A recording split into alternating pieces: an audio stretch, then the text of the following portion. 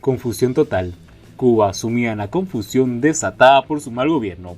¿Cómo están, amigos? Bienvenidos a Noticias Importantes. Comenzamos.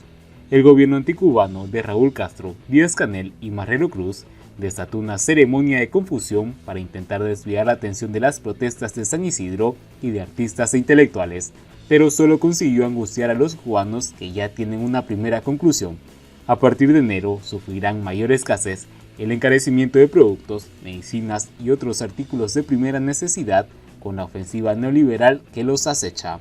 La valentía cívica de un grupo representativo de cubanos, la cobardía de la casta verde oliva y la engollaverada que no se atreve a liberar las fuerzas productivas, pero al mismo tiempo teme un estallido social y una maniobra de comunicación torpe echaron por tierra las maniobras diversionistas de la maguimbada que ha vuelto a aumentar la soga a la casa de los ahorcados por el periodo especial en tiempos de paz, con el fantasma del hambre agitando aún más las turbias aguas cubanas. La mayoría de los cubanos no se ha tragado el cuento oficial de que las protestas de San Isidro, secundada por artistas e intelectuales, es una acción promovida y financiada por Estados Unidos, y mucho menos que esos jóvenes talentosos y discriminados sean malas personas. Han sido empobrecidos, pero su lucidez y valentía admira a muchos cubanos y ciega a la dictadura. Cuando la casta verde oliva y enguayaberada supo que había perdido la batalla política, llevan casi 62 años batallando contra los cubanos, pensaron que habían llegado el momento de lanzar su ofensiva neoliberal con Raúl y Miguel Díaz-Canel Bermúdez, tocando el deshuello a la campanita de su Wall Street particular. $1 valdrá 24 pesos hasta el próximo aviso, y una hemorragia de decretos y leyes que Marino Murillo había cocinado previamente. El camarote de los hermanos Marx palidecería de envidia ante la evidente descoordinación del gobierno cubano, aquejado por la falta de su liderazgo claro y sensato, erróneo en una pasión suicida para suplantar las amargas verdades con entusiasmo y apoyos simulados, como revela su política de comunicación, que semeja al parte médico de un trasplantado cardíaco y donde los dolientes parecen contentos y agradecidos con que no molesten más aún. Curiosamente, el coronavirus, que ha rebrotado con fuerza en los últimos meses, apenas ocupa la atención de la mayoría de los cubanos, sacando cuentas de cómo podrían sobrevivir a partir de enero con la unificación monetaria, la inflación generalizada y la subida de los sueldos y pensiones en una economía bajo mínimos y dolarizada porque no quedó otro remedio. Cuando un gobierno debe asumir una cura de caballo, como la que empezará en enero, debe hacerlo bajo 3 principios inviolables: veracidad, claridad gubernamental y prudencia. Un pueblo, por muy instruido que sea o parezca, no tiene la capacidad de desentrañar la letra pequeña que radian las gacetas oficiales llenas de malas noticias, especialmente cuando los principales afectados ya vienen de una situación de precariedad, como ocurre con la mayoría de los cubanos.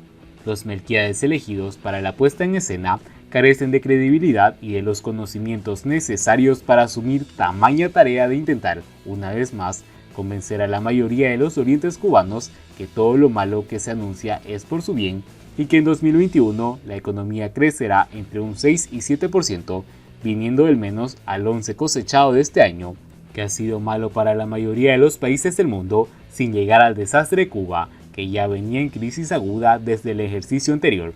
La reacción popular no se ha hecho esperar frente al tarifazo eléctrico, y Murillo mostró reflejos insinuando que había una revisión para intentar calmar los ánimos, pero revelando que no hay coordinación entre el Partido Comunista y el gobierno, confirmando que el paquete neoliberal, tantas veces propuesto, resulta inaplazable porque el comunismo ha provocado la bancarrota de Cuba.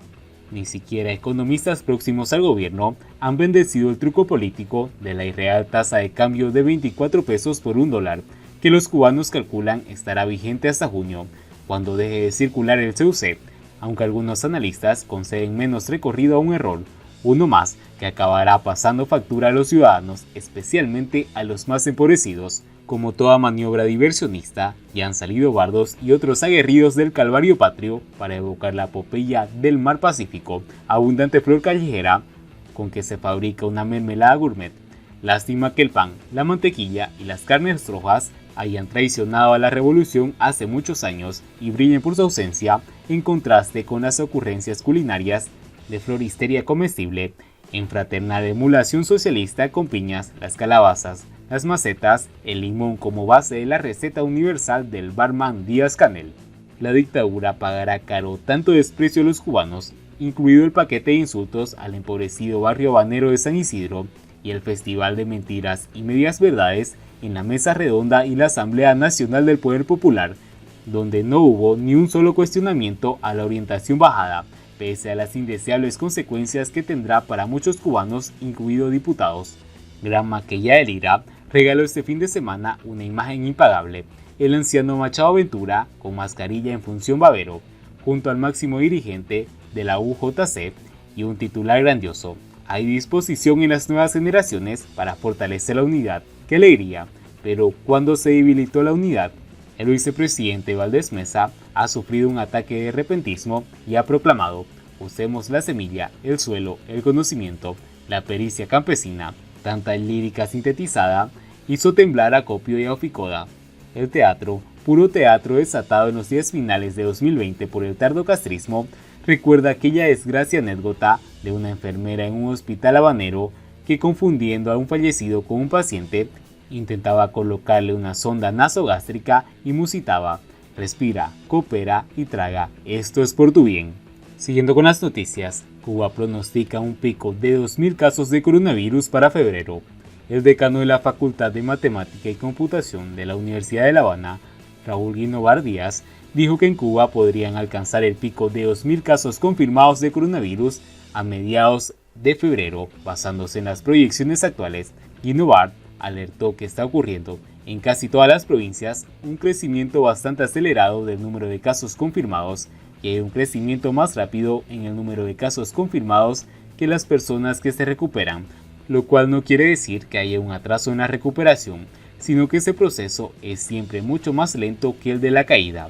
Durante un encuentro en el Palacio de la Revolución, precedido por el gobernante y títere castrista Miguel Díaz-Canel, los científicos y expertos que lideran desde sus especialidades el enfrentamiento al COVID-19, el profesor llamó la atención sobre el aumento de contagios desde las aperturas de los aeropuertos, de acuerdo con el portal oficialista Cuba Debate. Según explicó, a partir de ello ha sido el crecimiento del número de casos importados. Se empezó las primeras 2 semanas con unos 30 casos diarios como promedio, después los números se ubicaron entre 40 y 50, y en estos días estamos entre los 60. La curva dice que los casos activos siguen creciendo y están dadas las condiciones para que se produzca ese crecimiento, subrayó. De mantenerse las condiciones actuales, y a juzgar por un gráfico que los matemáticos extendieron hasta el próximo 11 de marzo, se estima que se puede llegar al pico de 2.000 casos a mediados de febrero. Guinovar insistió en que no hay una normalidad en el país, pero también debe haber una nueva normalidad para recibir a los visitantes. Hemos iniciado un estudio analizando el comportamiento del COVID-19 por todas las provincias, y aquí estamos presentando un resumen del impacto que está teniendo la enfermedad en el país, dijo el profesor. Los casos confirmados en los últimos 15 días ascendieron a 850 para una tasa de 7,59 por 100.000 habitantes, dijo en el encuentro el viceprimer ministro Roberto Morales Ojeda, y precisó que el 57,5% de los casos que están arribando al país están transmitiendo la enfermedad, sobre todo en el segundo día. Morales Ojeda, por otro lado, llamó a evitar recibimientos masivos. El modelo de comportamiento de la enfermedad en las provincias, añadió, exigen ser cuidadosos en cada entorno familiar.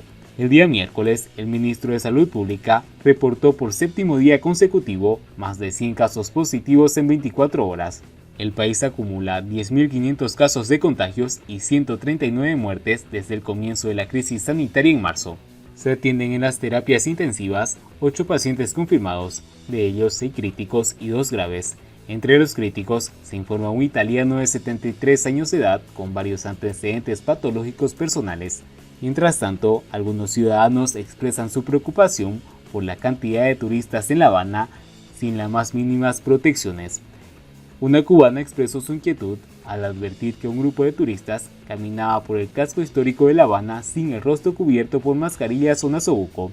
Estoy preocupada, tengo miedo otra vez. Esta situación indignó a muchos ciudadanos, quienes no tardaron en señalar que las autoridades cubanas imponen multas de hasta 3.000 pesos a los cubanos que no lleven mascarillas en las calles, una medida que han cumplido con bastante rigor, pero con los extranjeros parecería haber un nivel de exigencia inferior. Y bien amigos, así vamos terminando las noticias importantes del día de hoy. Espero que las noticias hayan sido de su agrado. Nos ayudarían mucho compartiendo las noticias y así poder informar a muchas más personas de la verdadera realidad en Cuba. Muchas gracias por seguirnos, no olviden suscribirse y nos vemos en el siguiente informe.